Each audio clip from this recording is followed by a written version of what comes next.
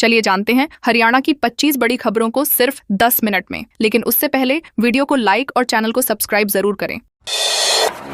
हरियाणा विधानसभा में कांग्रेस का हंगामा। आदत स्टेटस दया। हरियाणा विधानसभा के बजट सत्र के चौथे दिन कांग्रेस विधायकों ने हाउस अरेस्ट के मुद्दे पर जोरदार हंगामा किया। रोहतक से विधायक बीबी बत्रा ने यह मामला उठाया, जिसके बाद नेता प्रतिपक्ष भूपेंद्र सिंह हुड्डा ने कहा कि कांग्रेस नेताओं की सुरक्षा पर सवाल है और सरकार को जवाब देना चाहिए। स्पीकर हरविंद्र कल्याण ने इसे यूटी प्रशासन का विषय बताया। मुख्यमंत्री नायब सिंह सैनी ने हाउस अरेस्ट से इनकार किया। मंत्री महिपाल ढांडा ने फोटो की जांच की बात कही। जवाब से असंतुष्ट कांग्रेस ने नारेबाजी की और सदन में माहौल गर्मा गया। पानीपत में मजदूरों ने पुलिस पर किया पथराव। पानीपत स्थित रिफाइनरी में काम करने वाले मजदूरों ने अपनी मांगों को लेकर सड़क जाम कर दिया और पुलिस पर पथराव किया। मजदूर 8 घंटे ड्यूटी और अन्य आश्वासनों को लिखित रूप में बोर्ड पर दर्ज करने की मांग कर रहे थे। समझाने पहुंचे अधिकारियों पर भीड़ भड़क गई, जिसके बाद पुलिस ने लाठीचार्ज किया। एक व्यक्ति के घायल होने की सूचना है। दोपहर बाद इंडियन ऑयल कॉर्पोरेशन लिमिटेड के अधिकारियों ने लिखित आश्वासन दिया, तब जाकर प्रदर्शन समाप्त हुआ। इससे पहले भी सुरक्षा बलों के साथ झड़प हो चुकी थी। हिसार में डॉक्टर काल्डा के घर, अस्पतालों पर इनकम टैक्स रेड। हिसार में डॉक्टर उमेश काल्डा के आवास और उनके सर्वेश व सर्वोदय अस्पतालों पर इनकम टैक्स विभाग ने सुबह छापा मारा। विभाग को बड़े वित्तीय लेन देन की सूचना मिली थी और खातों की निगरानी की जा रही थी। बताया जा रहा है कि सर्वोदय अस्पताल की करीब 107 करोड़ रुपए में बिक्री की तैयारी थी। टीम ने 3 स्थानों पर एक साथ कार्रवाई कर दस्तावेज और रिकॉर्ड खंगाले। डॉक्टर के सहयोगी और व्यावसायिक साझेदार भी जाँच के दायरे में है। विभाग संभावित कर अनियमितताओं और लेन देन की सत्यता की जाँच कर रहा है। हरियाणा के 590 करोड़ घोटाले में 4 गिरफ्तार, एंटी करप्शन ब्यूरो। हरियाणा ने 590 करोड़ रुपए के सरकारी धन गबन मामले में 4 आरोपियों को गिरफ्तार किया है। एसीबी प्रमुख एएस चावला ने बताया कि पंचायत विभाग की शिकायत पर केस दर्ज हुआ। आईडीएफसी बैंक मैनेजर रिभव आरशी और रिलेशनशिप मैनेजर अभय मुख्य आरोपी बताए गए हैं। जांच में करोड़ों रुपए विभिन्न खातों में ट्रांसफर होने का खुलासा हुआ। अभय की पत्नी स्वाति सिंगला और उसके भाई अभिषेक को भी गिरफ्तार किया गया। बैंक ने कथित रूप से राशि सरकार को लौटा दी है। मामले की विस्तृत जांच जारी है। हरियाणा में डीएसपी पर हेड कांस्टेबल को धमकाने का आरोप। कैथल में एंटी नारकोटिक्स सेल के हेड कांस्टेबल सुनील संधू ने डीएसपी ललित यादव पर झूठे केस में फंसाने की धमकी देने का आरोप लगाया है। सोशल मीडिया पोस्ट में उन्होंने मानसिक उत्पीड़न की बात कही। मामले पर एसपी उपासना सिंह ने जांच गुहला डीएसपी कुलदीप बेनीवाल को सौंपी है। दोनों पक्षों के बयान दर्ज किए गए हैं और टीम के अन्य सदस्यों से भी पूछताछ होगी। पुलिस अधिकारियों का कहना है कि जांच के आधार पर उचित कार्रवाई की जाएगी। मामले ने पुलिस विभाग में हलचल पैदा कर दी है। रेवाड़ी में मजदूर संघ ने किया विरोध प्रदर्शन। रेवाड़ी में मजदूर संगठनों ने 17 सूत्रीय मांगों को लेकर नेहरू पार्क से सचिवालय तक रोष मार्च निकाला। भारतीय मजदूर संघ के बैनर तले कर्मचारियों ने निजीकरण का विरोध करते हुए सरकार पर अनदेखी का आरोप लगाया। नेताओं ने चेतावनी दी कि यदि मांगे नहीं मानी गईं तो आंदोलन तेज किया जाएगा। प्रदर्शनकारियों ने मुख्यमंत्री के नाम ज्ञापन सौंपा। नारेबाजी के बीच प्रशासन ने मांग पत्र स्वीकार कर विचार का आश्वासन दिया। कर्मचारियों ने एकजुटता दिखाते हुए भविष्य में बड़े आंदोलन की तैयारी का संकेत दिया। यमुनानगर में भगत सिंह चौक के उद्घाटन से पहले विवाद। यमुनानगर में 15.65 लाख रुपए की लागत से हो रहे शहीद भगत सिंह चौक के नवीनीकरण कार्य में गुणवत्ता पर सवाल उठे हैं। उद्घाटन से पहले लगाए गए लाल बलुआ पत्थर सफेद पड़ने लगे, जिससे निर्माण सामग्री पर संदेह हुआ। नगर निगम ने ठेकेदार को नोटिस जारी कर स्पष्टीकरण मांगा है। यह शहर का प्रमुख और व्यस्त चौराहा है, इसलिए निर्माण की गुणवत्ता को लेकर नागरिकों में चिंता है। अधिकारियों ने जांच कर दोष मिलने पर सख्त कार्रवाई की बात कही है।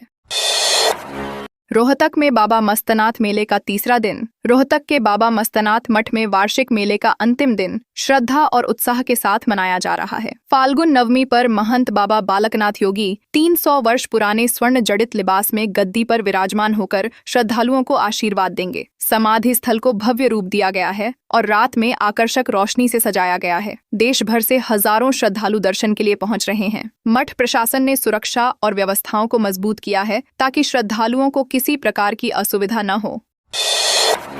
हरियाणा आएंगे मोहन भागवत और नितिन नवीन। राष्ट्रीय स्वयंसेवक संघ की अखिल भारतीय प्रतिनिधि सभा की वार्षिक बैठक 13 से 15 मार्च तक हरियाणा के समालखा में होगी। यह आयोजन संघ के शताब्दी वर्ष समारोह के तहत हो रहा है। बैठक में संघ प्रमुख मोहन भागवत और भाजपा अध्यक्ष नितिन नवीन सहित 32 सहयोगी संगठनों के नेता शामिल होंगे। कार्यक्रम पट्टी कल्याण स्थित ग्राम विकास एवं सेवा साधना केंद्र में आयोजित होगा। संघ के अखिल भारतीय मीडिया प्रमुख सुनील अंबेकर ने बताया कि यह सर्वोच्च निर्णय लेने वाली बैठक है, जिसमें राष्ट्रीय मुद्दों और संगठनात्मक रणनीति पर चर्चा होगी। भाजपा अध्यक्ष बनने के बाद यह नितिन नवीन की पहली संघ बैठक मानी जा रही है।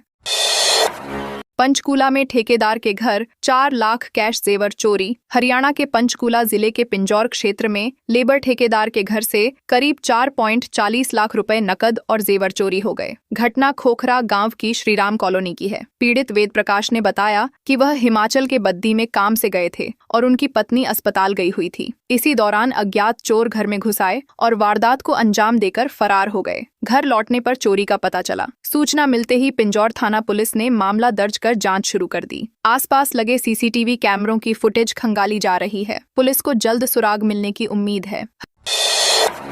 करनाल में यूपी पुलिस से धक्का मुक्की। करनाल के नीलोखेड़ी में गिरफ्तारी वारंट तामील करने पहुंची। उत्तर प्रदेश पुलिस टीम के साथ धक्का मुक्की का मामला सामने आया है। उन्नाव जिले के बांगरमऊ थाने के इंस्पेक्टर न्यूटन कुमार सिंह अपनी टीम के साथ वारंट तामील करने आए थे। पुलिस ने आरोपी को पकड़ भी लिया था, लेकिन उसके पिता ने हस्तक्षेप कर पुलिस कर्मियों से बदतमीजी की और धक्का देकर बेटे को छुड़ा लिया। आरोपी को कार में बैठाकर मौके से फरार कर दिया गया। यूपी पुलिस ने बुटाना थाना में शिकायत दर्ज कराई है। हरियाणा पुलिस ने सरकारी कार्य में बाधा डालने का केस दर्ज कर ओएड आरोपियों की तलाश शुरू कर दी है। टुस्टे की है।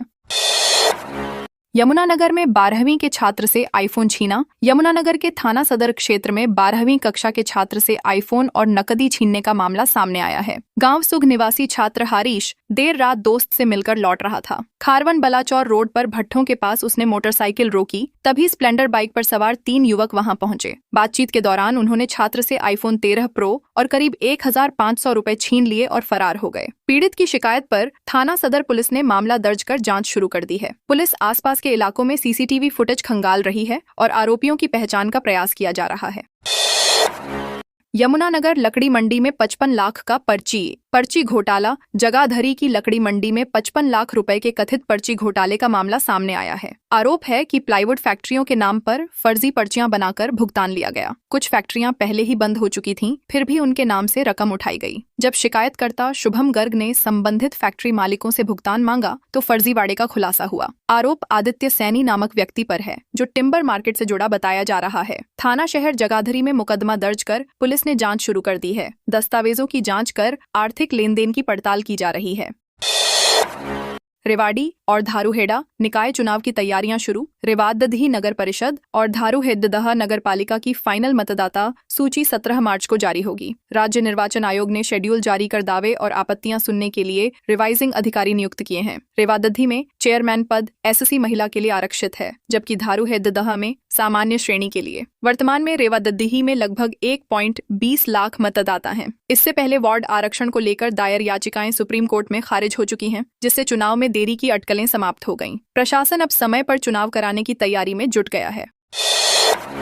हिसार एयरपोर्ट को डीजीसीए ने दी आईएफआर संचालन की मंजूरी। हिसार एयरपोर्ट को इंस्ट्रूमेंट फ्लाइट रूल्स के तहत विमान संचालन की मंजूरी मिल गई है। अब यहां दिन के साथ साथ रात और खराब मौसम में भी उड़ान संभव होगी। पहले केवल विजुअल फ्लाइट रूल्स के तहत दिन में उड़ान की अनुमति थी। भारतीय विमानपत्तन प्राधिकरण को डीजीसीए से यह स्वीकृति मिली है। नई व्यवस्था के तहत न्यूनतम दृश्यता सीमा 5000 मीटर से घटाकर लगभग 1200 मीटर कर दी गई है। इससे कम विजिबिलिटी में भी सुरक्षित लैंडिंग और टेक ऑफ संभव होगा। इस फैसले से क्षेत्रीय हवाई सेवाओं को बढ़ावा मिलने की उम्मीद है।